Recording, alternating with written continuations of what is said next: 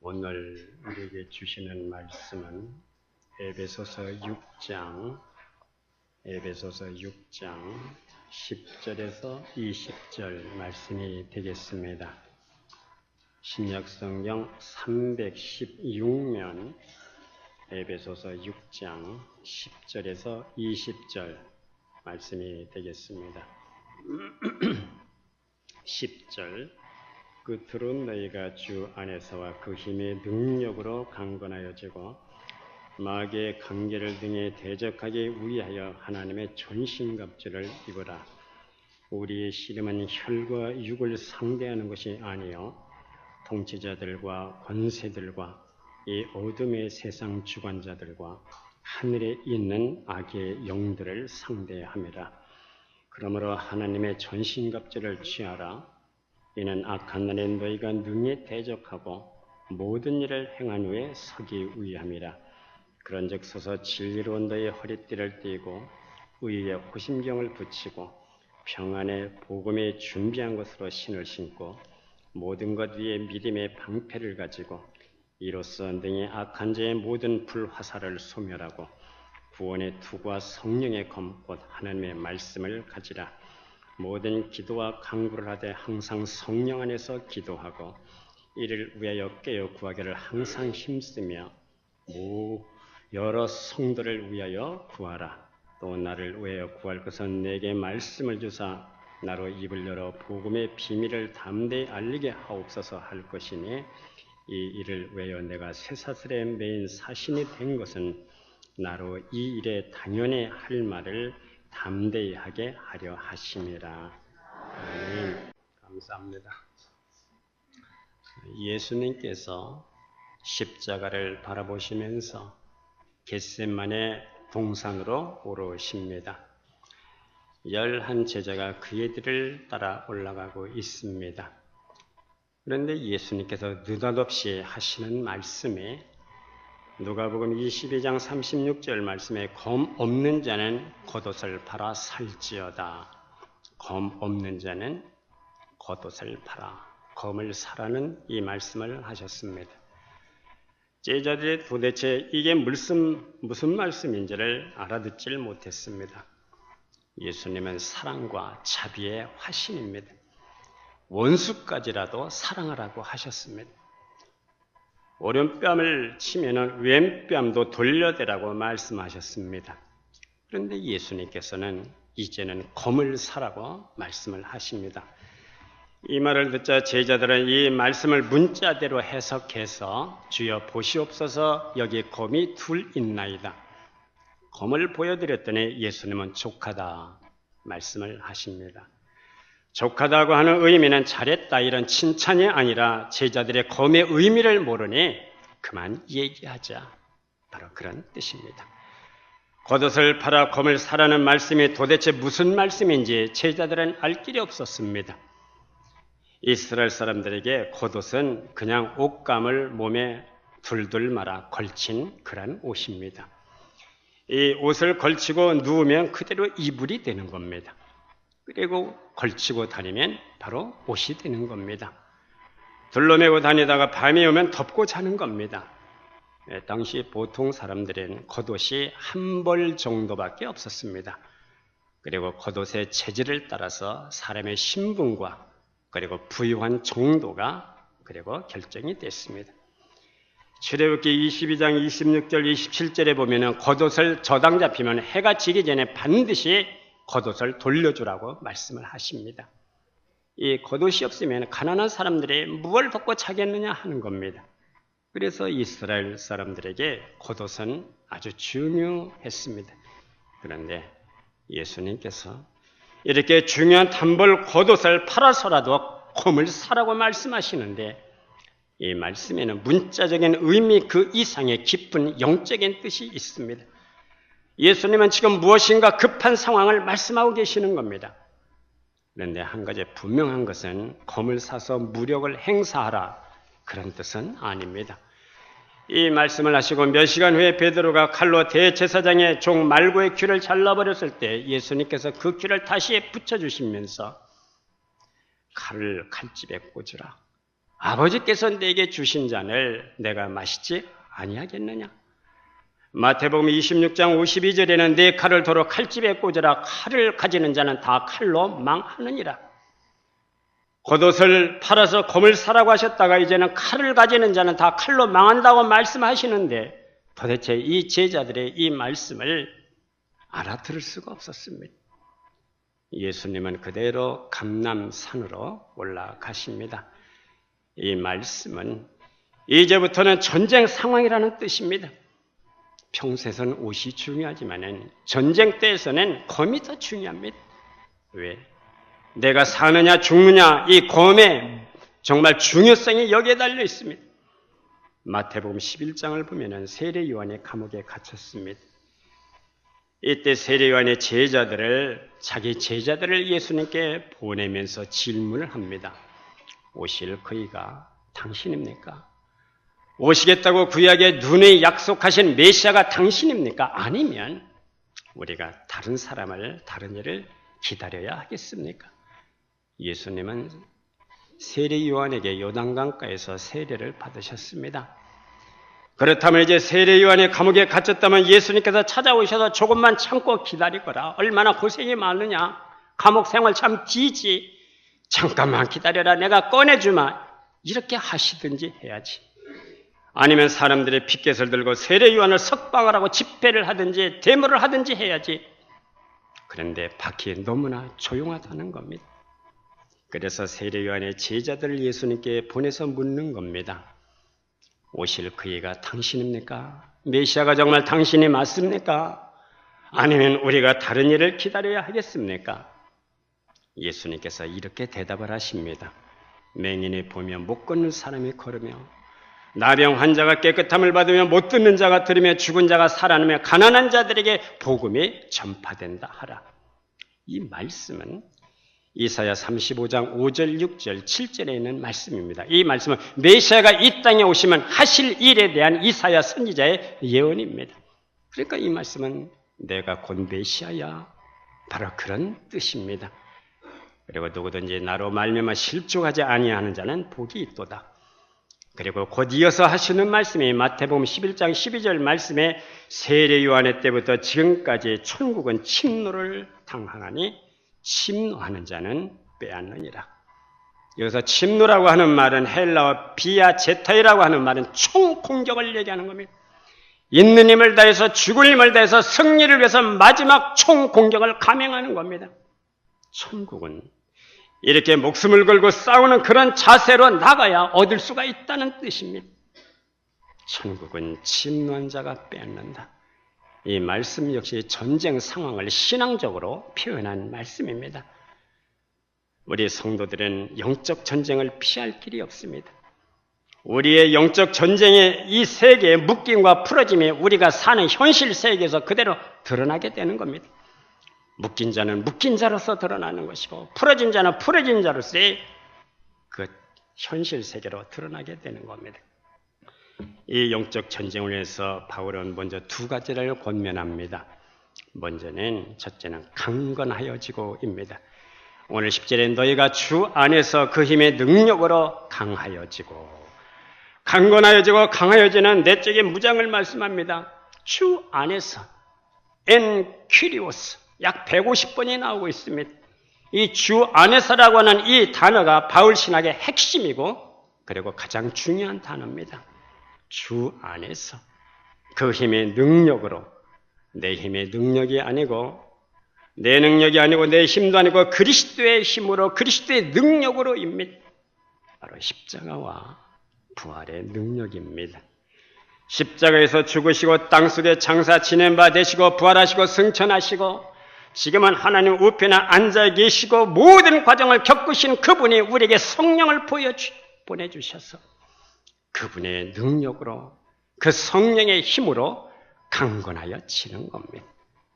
또 전신갑주를 입으라고 말씀합니다. 11절에 보면은 마귀의 관계를 등에 대적하기 위하여 하나님의 전신갑주를 입으라고 말씀합니다. 관계는 간사하고 교활한 꾀입니다. 마귀는 관계가 능통한 자입니다. 성도의 삶은 치열한 영적 전쟁이라는 것을 알아야 합니다. 세상 그 어디에도 사탄을 제압할 수 있는 유일한 기관은 이 세상에 교회밖에 없습니다.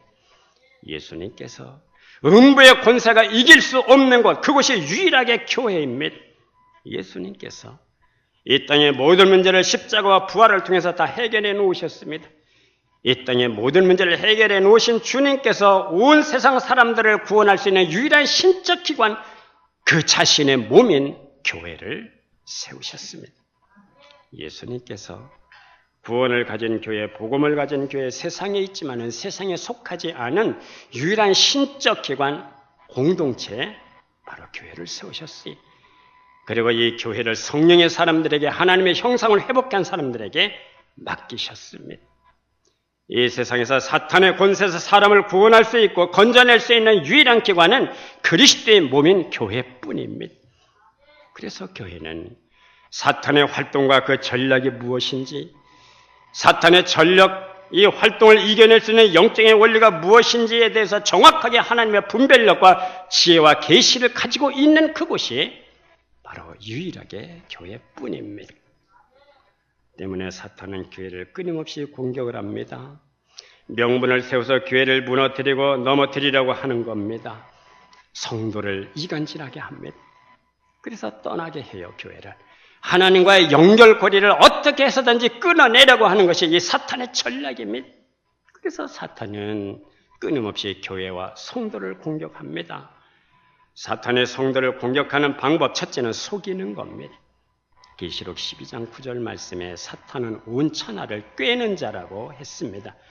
사탄은 먼저 하늘에 있는 자들을 꿰습니다. 그래서 많은 천사들의 3분의 1에 해당하는 이 천사들의 미혹을 받아서 그리고 타락을 했습니다. 그런데 하늘에 있는 자들만 꿰인 것이 아닙니다. 땅으로 내려와서 아담과 그의 후손들을 꿰었습니다. 선악과를 먹으면 죽는 게 아니야. 하나님같이 대해서 하나님이 그것을 명하신 거야. 금하신 거야.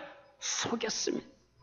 그래서 그를 천하를 꿰는 자라고 성경은 말씀합니다. 아담과 하와에게 선악과를 선택하도록 만든 사탄은 오늘도 우리에게 세상을 선택하도록 먹음직도 하고 부함직도 하고 지혜롭게 할 만큼 탄수라는 낚싯밥을 우리에게 던지고 있습니다.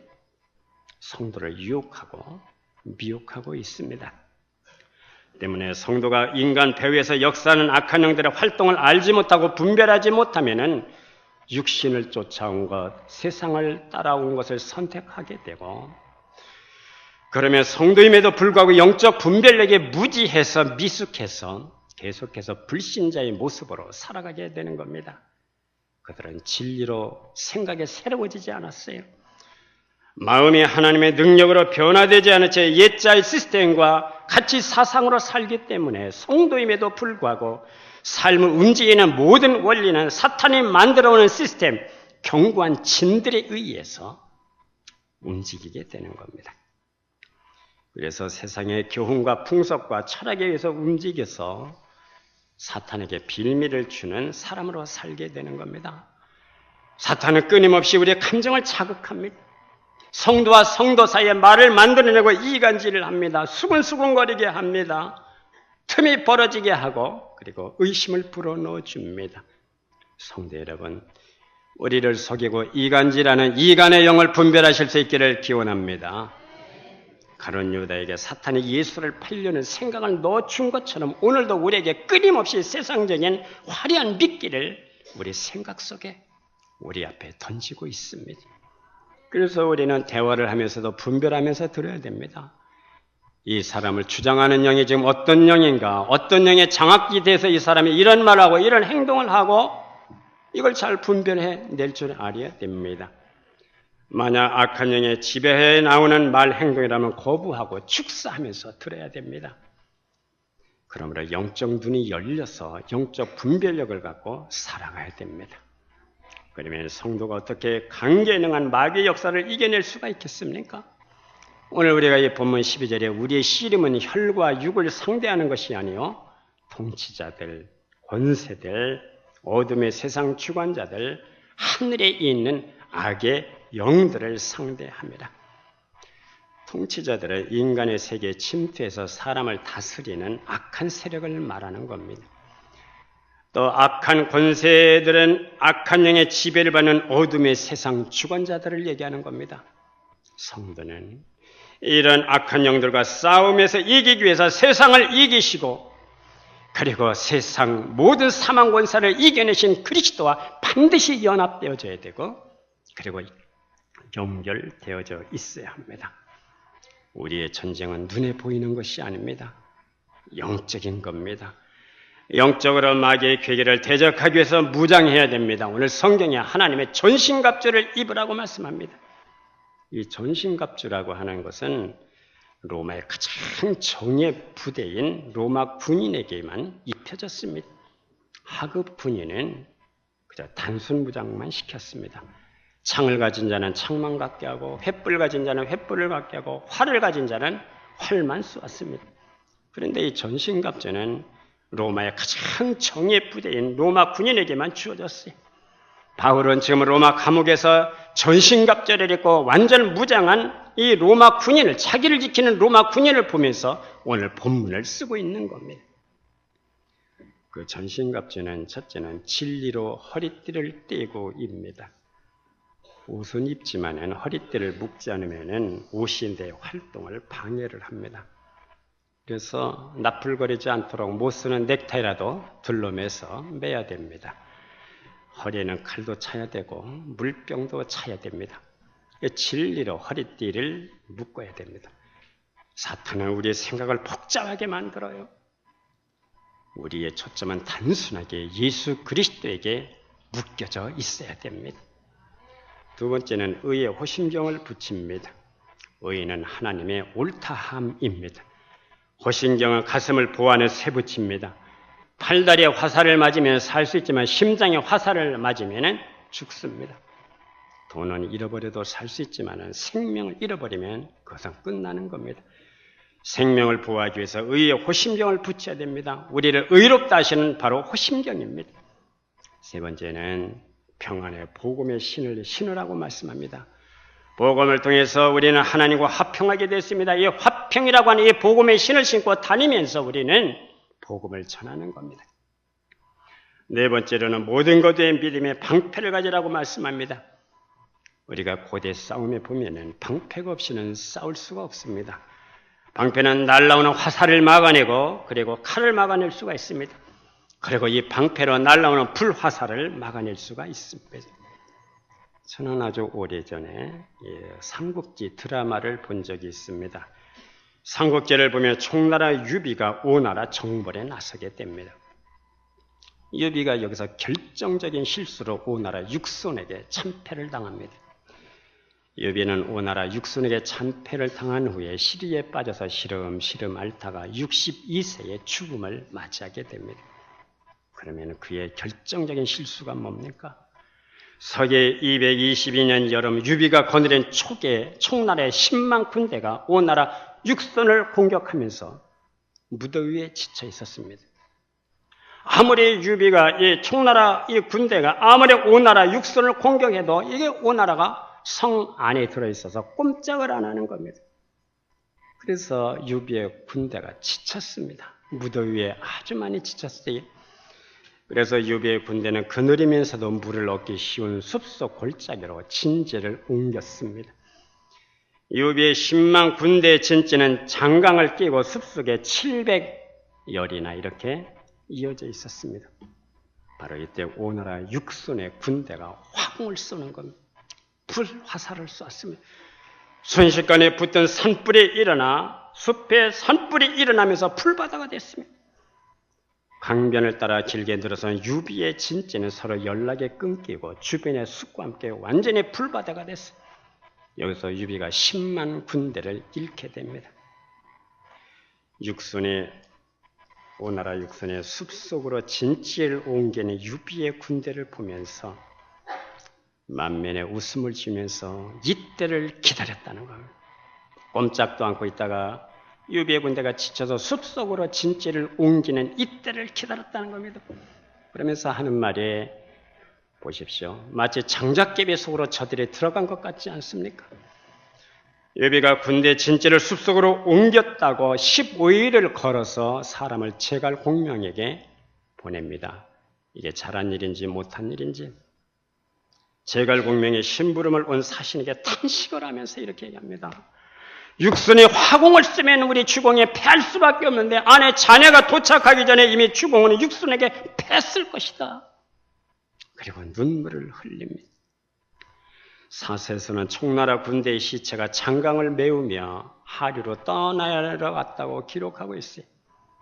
악한 자가 우리를 멸하려고 불화살을 쏘고 있습니다. 성도는 악한 자가 이 불화살을 쏘는 것을 믿음의 방패로 막아내는 겁니다. 악한 영이 쓰기 쉬운 사람의 기질과 행동과 말과 입을 통해서 계속 불화살을 쏘고 있는 겁니다. 믿음의 방패로 막아내면 문제가 되지 않습니다. 그러나 영적 분별력이 없어서 막아내지 못하면 바로 시험에 드는 거예요. 시험에 들었다는 말은 영적 손상을 입었다는 뜻이고 영적 타격을 입었다는 뜻이고 내가 악한 영에게 넘어졌다는 뜻이고 은혜를 쏟아버렸다는 뜻입니다. 성도 여러분, 악한 영은 오늘도 자기가 쓰기 쉬운 기질의 사람을 통해서 그의 말과 입을 통해서 우리에게 불화살을 쏘고 있는 겁니다.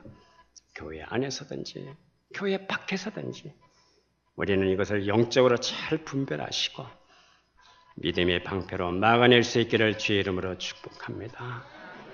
이제 다섯 번째는 구원의 투구를 쓰라고 하십니다.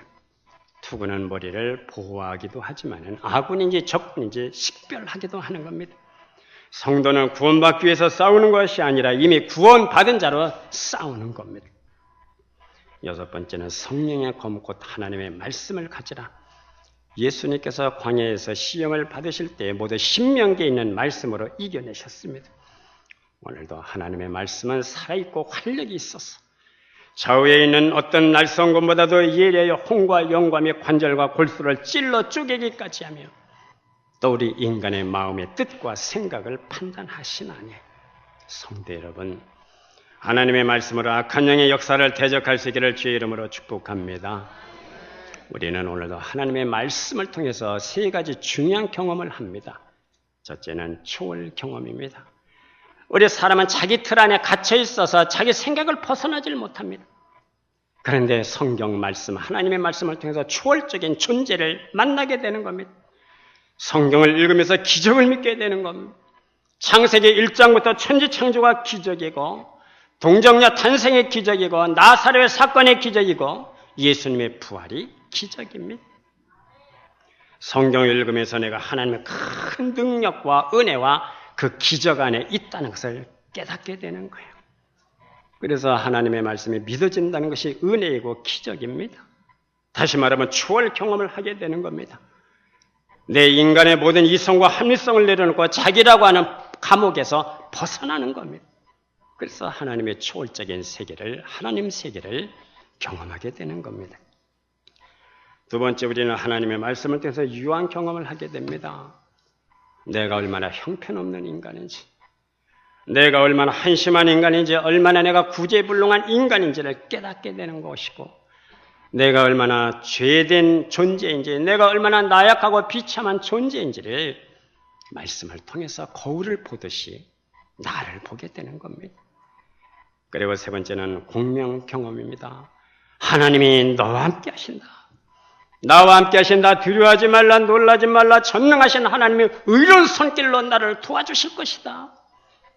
내 현장의 삶 속에서 일어나는 작은 일이나 큰 일이나 그 중심부에는 하나님이 함께 계시고 있다. 하나님이 하셨어. 성령께서 하셨어. 바로 이것이 바로 공명 경험입니다. 하나님의 말씀은 살아있고 활력이 있는 말씀입니다. 어떤 것보다도 예리의 혼과 영과 및 관절과 골수를 찔러 쪼개기까지 하시는 창조주의 말씀입니다. 이 말씀으로 성령의 검으로 세상을 이기고 여호와 니시의 삶이 될 수 있기를 주의 이름으로 축복합니다. 이제 세 번째, 성령 안에서 깨어 구하기를 항상 힘쓰라고 말씀하십니다. 바울은 두 가지를 부탁하고 있습니다. 오늘 18절 말씀에 모든 기도와 간구를 하되 항상 성령 안에서 기도하고 이를 위하여 깨어 구하기를 항상 힘쓰며 여러 성도를 위하여 구하라. 기도의 종류는 모든 기도와 간구, 기도의 시간은 늘 항상, 꼭 아쉬울 때만 기도하는 게 아니고 항상입니다. 항상 기뻐하라, 쉬지 말고 기도하라입니다. 기도의 방식은 성령 안에서 엔 푸뉴마티, 성령의 감화를 받으면서 성령의 인도하심을 받으면서 기도하는 겁니다. 그리고 기도하는 자세는 깨어 구하라입니다. 이렇게 성도를 위하여 구하라. 이 말씀은 우리의 기도가 이기적이고 자기 중심인 데서 벗어나야 한다는 겁니다. 어느 분이 재미있는 글을 썼어요. 남을 위하여 기도하라. 화병이 사라진다. 그랬어요. 여러분, 화병이 있습니까? 건강보험심사평가원에 의하면 우리나라 화병 환자가 1년에 11만 5천 명이랍니다. 여성 환자 수가 약 7만 명, 남자 화병 환자 수가 약 4만 5천 명이라고 합니다. 그런데 이 화병은 항우울제, 신경안정제, 수면제 등등으로 약물 치료를 받는다고 합니다. 그런데 남을 위해 기도하면 화를 가라앉히는 데 효과가 있다고 합니다. 글쎄 한번 실험해 보시기 바랍니다. 집에 가셔서. 또 오늘 19절에 보니까 또 나를 위하여 구할 것은 내게 말씀을 주사 나의 입을 열어 복음의 비밀을 담대히 알리게 하옵소서 할 것이네. 먼저는 성도를 위해서 기도하고 두 번째는 바울 나를 위해서 기도하라. 왜? 무엇 때문에? 내게 말씀을 주사 내 입을 열어서 복음의 비밀을 담대히 알리게 하옵소서. 성도 여러분, 입을 열어 그리스도를 말할 때 성령께서 영생을 주시기로 작정된 자를 만나게 하시는 은혜가 주어지는 것을 믿으시기를 바랍니다. 어느 분이 아내로부터 이혼하자는 통보를 받았습니다. 이유는 술집 여자고 미쳐서 그렇게 돌아다녔으니 이제는 도무지 당신하고는 못 살겠으니 끝내달라는 겁니다. 집에만 들어가면 아내가 악을 쓰는데 아내가 도무지 무서워서 집에도 못 들어가겠어요.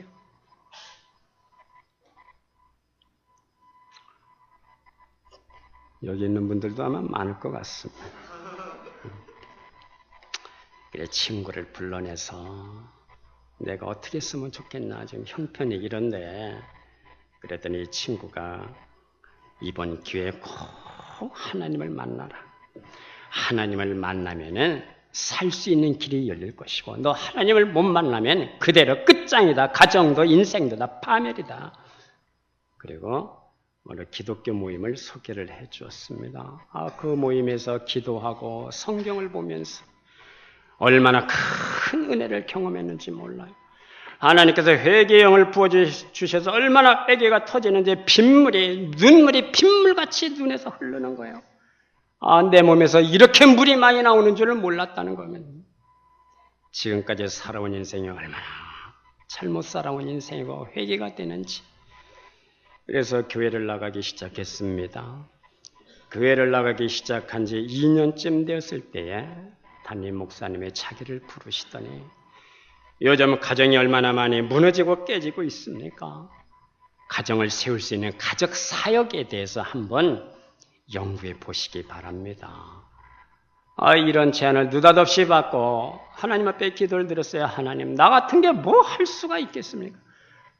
나 같은 인생에 하나님에서 도대체 뭘 할 수가 있을까요? 할 수만 있다면 제가 남은 인생을 하나님을 위해서 제가 드리겠습니다. 그런데 어느 날 새벽 기도에서 이렇게 기도를 하고 있는데 마음속에서 성령께서 깊은 감동을 주십니다. 너는 아버지로서 그동안 얼마나 잘못 살아왔느냐. 가정의 아버지가 무너지고 그 가정이 행복하겠느냐. 아버지가 잘 세워져야 그 가정이 복되지 않겠느냐. 복된 가정에서 나와야 복된 신앙생활이 되지 않겠느냐. 복된 가정에서 나와야 복된 신앙생활, 행복한 교회생활이 되지 않겠느냐. 오늘날 얼마나 많은 잘못된 아버지들이 많느냐. 너도 아버지로서 그동안 얼마나 잘못 살았느냐. 이제 아버지들의 주께로 돌아올 수 있는 일을 한번 해보거라. 이런 성령의 깊은 감동을 받고 만들어진 사역이 바로 아버지 학교입니다. 아버지를 학교를 통해서 많은 아버지들이 하나님께 돌아왔어요. 옛날에는 그저 자식 새끼만 낳아놓으면 아버지 역할을 다 한 줄 알았는데 그게 아니더라는 겁니다. 아버지는 아버지로서의 할 일이 있다는 겁니다. 이 아버지 학교를 경험한 사람들이 얼마나 많이 회개하고 바로 세워졌는지 몰라요. 아버지 학교가 세워지니까 이번에는 어머니 학교가 또 세워졌어요. 여러분, 미숙한 어머니들이 이 세상에 얼마나 많습니까? 어머니 학교를 통해서 어머니의 바른 생활을 바른 신앙으로 많은 가정들이 회복이 됐습니다. 성도 여러분, 입을 열어 복음을 전하고 복음에 들어가면은 그 한 사람을 통해서 놀라운 주님의 역사를 경험하게 되는 것을 믿으시기를 바랍니다. 이 복음을 통해서 우리의 삶 속에서 역사하시는 주님의 실체를 금년에도 우리가 경험하면서 살아갈 수 있기를 주의 이름으로 축복합니다. 기도하겠습니다. 하나님 아버지, 주 안에서 강건하여지는 우리 선함교회가 되게 하여 주시고 주 안에서 그 힘의 능력으로 강건하여지고 전신갑주를 입고 세상과 모든 악한 영의 역사를 이겨내며 성령 안에서 깨어 기도하여 모든 하나님의 임재를 경험하는 한 해가 되게 하여 주시옵소서. 예수님의 이름으로 기도드리옵나이다. 아멘.